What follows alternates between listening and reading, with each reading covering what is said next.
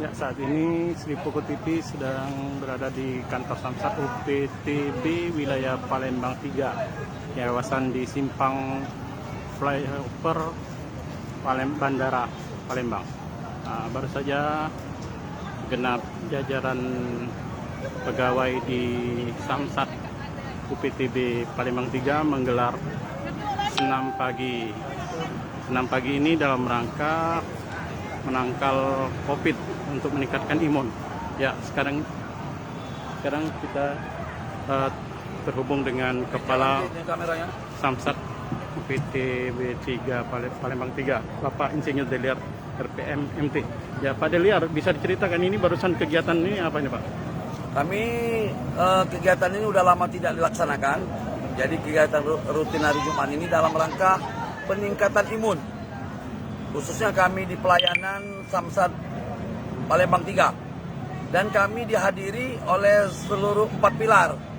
Yang pertama kami dari Dinas Pendapatan Daerah, Bank Sumsel Babel, Jasa Raja dan Kepolisian.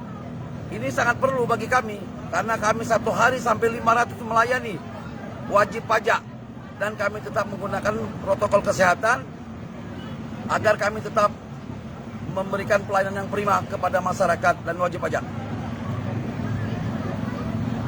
Ini akan rutin berkelanjutan, Pak, setiap Jumat ke depan, Pak? Insya Allah kami lihat situasi dan kondisi, kalau memang cuaca memungkinkan, kami akan tetap mengagendakan setiap Jumat. Paling tidak 1 bulan itu 2 kali.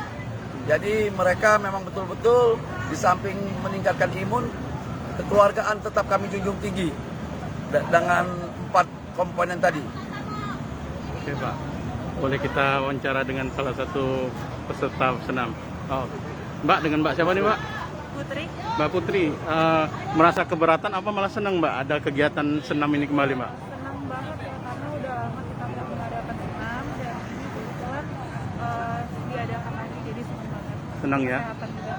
Oke, Mbak. Sehat selalu, Mbak, ya? Oke. Oke, demikian kita sudah wawancara dengan Bapak Deliar ya dari UPTB wilayah Palembang 3, Samsat Palembang melaporkan.